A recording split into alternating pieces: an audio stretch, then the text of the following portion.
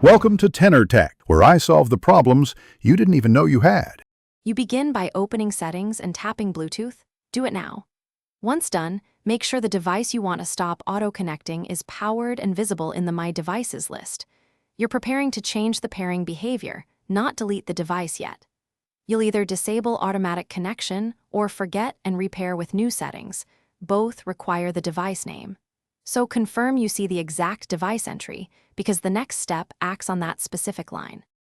Tap the small info icon next to the device name. This brings up options. You can choose Disconnect to break the current link without deleting the pairing, which prevents immediate reconnects, or choose Forget this device to remove pairing completely, useful if it keeps auto-connecting.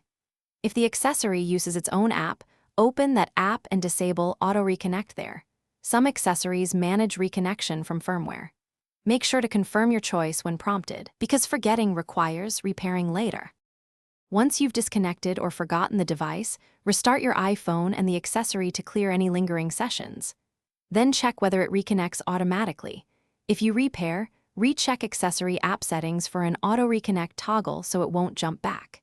If the device still forces connections, reset network settings as a final measure. Note this removes saved Wi-Fi passwords. If that also fails, update iOS and accessory firmware. Outdated firmware can ignore connection preferences, so keep both current. Thanks for watching. Subscribe to keep your life in tune.